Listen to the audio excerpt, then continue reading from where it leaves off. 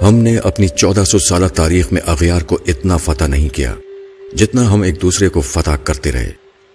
آپ کو شاید یہ جان کر حیرت ہو کہ مسلمانوں نے دنیا کا 95% علاقہ اسلامی عروج کی پہلی صدی میں فتح کر لیا تھا۔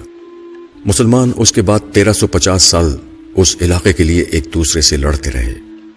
ہمارے علم، فلسفے، سائنس اور ایجادات کی 95% تاریخ بھی ابتدائی 300 سال تک محدود تھی۔ ہم نے واقعی 1000 سال میں جنگوں کے سوا کچھ نہیں کیا۔ آپ آج 2018 سے 1000 سال پیچھے چلے جائیں، آپ کو محمود غزنوی ہندوستان پر حملہ کرتا ملے گا۔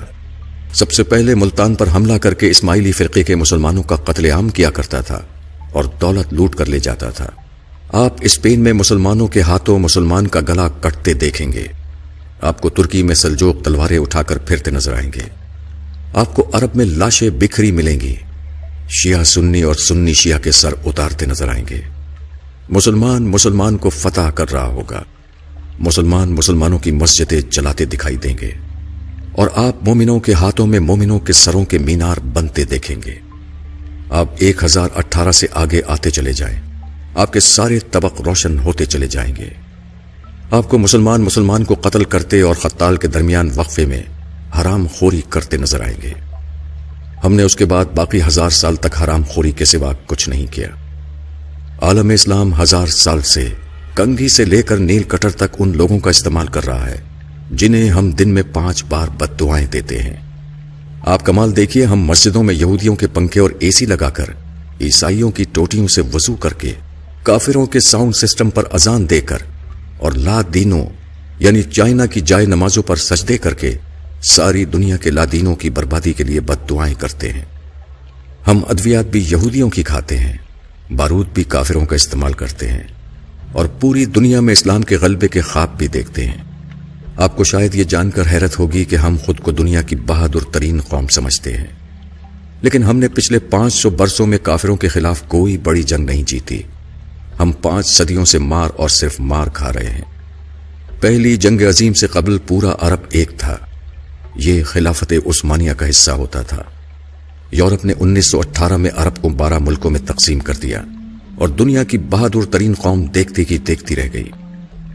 ہم اگر جنگجو تھے، ہمارا اگر لڑنے کا 1400 سال کا تجربہ تھا، تو ہم کم از کم لڑائی ہی میں پرفیکٹ ہو جاتے، اور کم از کم دنیا کے ہر ہتھیار پر میڈ بائی مسلم کی مہر ہی لگ جاتی، اور ہم اگر دنیا کی بہادر ترین فوج ہی تیار کر لیتے تو ہم آج مار نہ کھا رہے ہوتے۔ آج کم از کم عراق، لیبیا، مصر، افغانستان اور شام انسانی المیہ نہ بن رہے ہوتے۔ آپ اسلامی دنیا کی بدقسمتی ملاحظہ کیجیے۔ ہم لوگ آج یورپی بندوقوں، ٹینکوں، توپوں، گولوں، گولیوں اور امریکی جنگی جہازوں کے بغیر، ان کی وار ٹیکنالوجیز کی مدد کے بغیر خانہ کعبہ کی حفاظت بھی نہیں کر سکتے۔ ہماری تعلیم کا حال یہ ہے کہ دنیا کی 100 بڑی یونیورسٹیوں کی فہرست میں اسلامی دنیا کی ایک بھی یونیورسٹی نہیں آتی۔ ساری اسلامی دنیا مل کر جتنی ریسرچ پیپر تیار کرتی ہے، وہ امریکہ کے ایک شہر بوسٹن میں ہونے والی ریسرچ کا نصف بنتا ہے۔ پوری اسلامی دنیا کے حکمران علاج کے لیے یورپ اور امریکہ جاتے ہیں۔ یہ اپنی زندگی کا آخری حصہ یورپ، امریکہ، کینیڈا اور نیوزی لینڈ میں گزارنا چاہتے ہیں۔ دنیا کی 90% تاریخ اسلامی ملکوں میں ہے، لیکن اسلامی دنیا کے 90% خوشحال لوگ سیاحت کے لیے مغربی ملکوں میں جاتے ہیں۔ ہم نے 500 سال سے دنیا کی کوئی دوا، کوئی ہتھیار، کوئی نیا فلسفہ، کوئی خوراک، کوئی اچھی کتاب، کوئی نیا کھیل اور کوئی اچھا قانون نہیں دیا۔ ہم نے اگر ان 500 برسوں میں کوئی اچھا جوتا ہی بنا لیا ہوتا تو ہمارا فرض کفایہ ادا ہو جاتا۔ ہم 1000 برسوں میں صاف ستھرا استنجا خانہ نہیں بنا سکے۔ ہم نے موزے اور سلیپر اور گرمیوں میں ٹھنڈا اور سردیوں میں گرم لباس تک نہیں بنایا۔ ہم نے اگر قرآن مجید کی اشاعت کے لیے کاغذ پرنٹنگ مشین اور سیاہی ہی بنا لی ہوتی تو ہماری عزت رہ جاتی، مگر یہ بھی ہمارے علماء کی فکری ارتقاء میں بسنے والے کافروں نے ہی بنائی ہے۔ ہم تو خانہ کعبہ کے غلاف کے لیے کپڑا بھی اٹلی سے تیار کراتے ہیں۔ ہم تو حرمین شریفین کے لیے ساؤنڈ سسٹم بھی یہودی کمپنیوں سے خریدتے ہیں۔ ہمارے لیے آب زمزم بھی کافر کمپنیاں نکالتی ہیں۔ ہماری تسبیحات اور جائے نمازیں بھی چین یعنی ایک لادین ملک سے آتی ہیں، اور ہمارے احرام اور کفن بھی جرمن مشینوں پر تیار ہوتے ہیں۔ ہم مانے یا نہ مانے، لیکن یہ حقیقت ہے کہ دنیا کے 1.5 ارب مسلمان صارف سے زیادہ اہمیت نہیں رکھتے۔ یورپ زندگی کی نعمتیں ایجاد کرتا ہے، بناتا ہے، اسلامی دنیا تک پہنچاتا ہے، اور ہم استعمال کرتے ہیں، اور اس کے بعد بنانے والوں اور ایجاد کرنے والوں کو آنکھیں نکالتے ہیں اور ان پر لاکھوں مرتبہ لعنت و ملامت بھیج کر سر فخر سے بلند کرتے ہیں۔ آپ یقین کیجئے، جس سال آسٹریلیا اور نیوزی لینڈ نے سعودی عرب کو بھیڑیں دینے سے انکار کر دیا، اس سال مسلمان حج پر قربانی نہیں کر سکیں گے۔ اور جس دن یورپ اور امریکہ نے اسلامی دنیا کو گاڑیاں، جہاز اور کمپیوٹر بیچنا بند کر دیے، ہم اس دن گھروں میں محبوس ہو کر رہ جائیں گے۔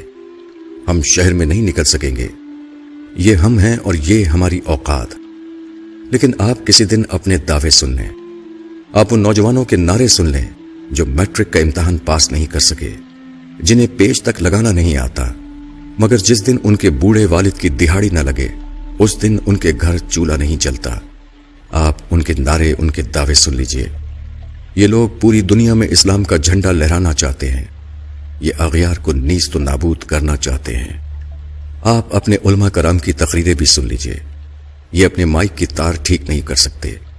یہ اللہ اور اللہ کے رسول صلی اللہ علیہ وسلم کا نام اپنے مریدوں تک مارک زکربرگ کی فیس بک کے ذریعے پہنچاتے ہیں۔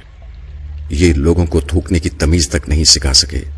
یہ آج تک ابن تیمیہ، ابن کثیر، امام غزالی اور مولانا روم سے آگے نہیں بڑھ سکے۔ پورے عالم اسلام میں ایک بھی ایسا شخص نہیں جو ابن عربی کو سمجھنے کا دعویٰ کر سکے۔ ابن حشام اور ابن اسحاق بھی ہم تک آکسفورڈ پرنٹنگ پریس کے ذریعے پہنچے تھے، اور ابن رشد بھی ہمیں یورپ کے اسکالرز نے سمجھایا تھا۔ لیکن آپ علماء کرام کی تقریریں سن لیں، آپ کو محسوس ہوگا نعوذ باللہ، نعوذ باللہ، پوری کائنات کا نظام مولانا اللہ دتا چلا رہے ہیں۔ یہ جس دن حکم دیں گے اس دن سورج طلوع نہیں ہوگا، اور یہ جس دن فرما دیں گے اس دن زمین پر اناج نہیں اگے گا۔ ہم نے آخر آج تک کیا کیا ہے؟ ہم کس برتری پہ خود کو دنیا کی عظیم ترین قوم سمجھتے ہیں، جو آج تک ہر جمعے کے خطبے میں گلا پھاڑ پھاڑ کر نظام مصطفیٰ صلی اللہ علیہ وسلم پر فخر کرنے کے باوجود اسے مسلمانوں کے کسی بھی ملک میں نافذ نہیں کر سکے؟ مجھے آج تک اس سوال کا جواب نہیں مل سکا۔ ہم اگر دل پر پتھر رکھ کر یہ حقیقت مان لیں تو پھر ہمیں پتہ چلے گا کہ ہماری حرام خوری ہماری جینس کا حصہ بن چکی ہے۔ کالم از جاوید چودھری۔